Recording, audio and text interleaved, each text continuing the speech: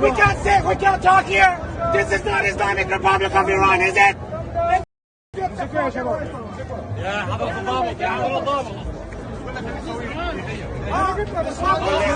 to take it.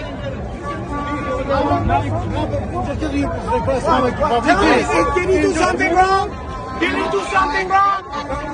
Did he do something wrong? What is wrong?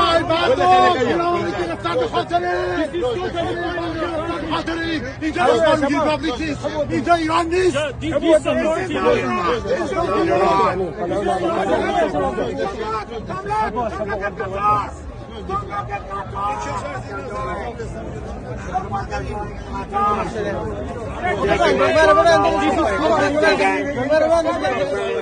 اینجا ایران نیست. اینجا قطره. Taking my father away. Wearing women like freedom t-shirts.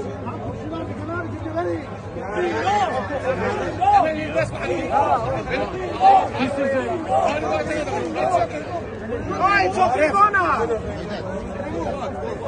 Well, why are you arresting him? Then we're walking away. We're walking away. We're walking away.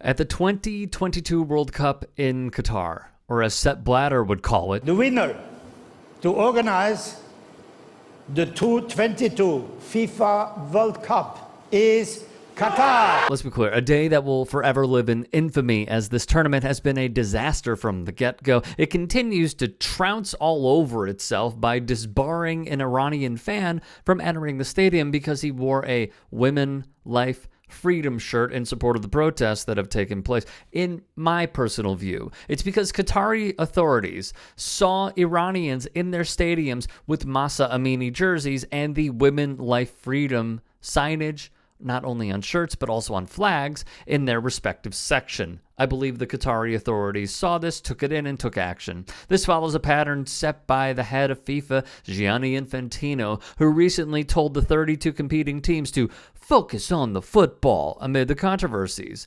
Yes, of course, Your Majesty.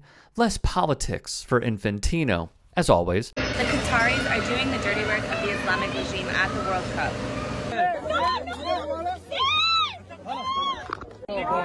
Take storage. We have nothing else to wear. What do we wear? You go to the mall and buy a t-shirt. The same exact t-shirt was worn at the last match. The Iran-England match. People wore the same exact t-shirt. This follows a report from the New York Times that Iranian fans carrying the country's pre-revolutionary flag were barred from entering their country's World Cup game against England unless they surrendered the flags, which are viewed as a symbol of protest of Iran's theocratic government. The flags are similar, dominated by green, white, and red bands.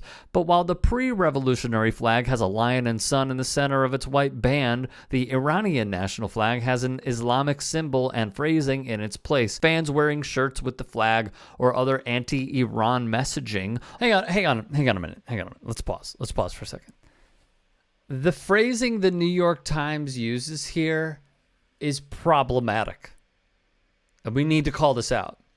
They said fans wearing these shirts and with the flag that they adorned is anti-Iran. No, it is not. No, it is not. It is pro-women. It is pro-human rights. It is the voice of the citizens who oppose a very intrusive, oppressive regime. That's how this should be framed, guys.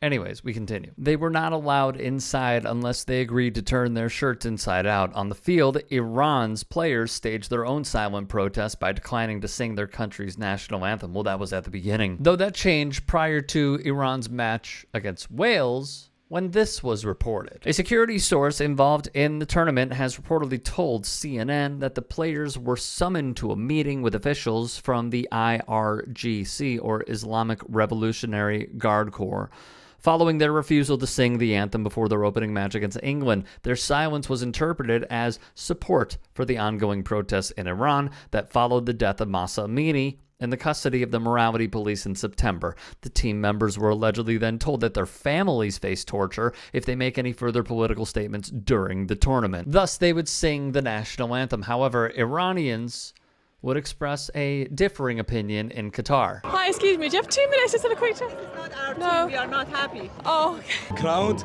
they made a lot of noises just to cover the Nathriman team. All the spectators have mixed feelings, said Sina, who traveled from Sydney and also spoke on the condition that he be referred to only by his first name. The Islamic regime is trying to hijack this team's success, he said, referring to Iran's clerical leadership. Iran's people need American support against the violent regime. In the wake of Iran's loss to the U.S. being knocked out of the tournament,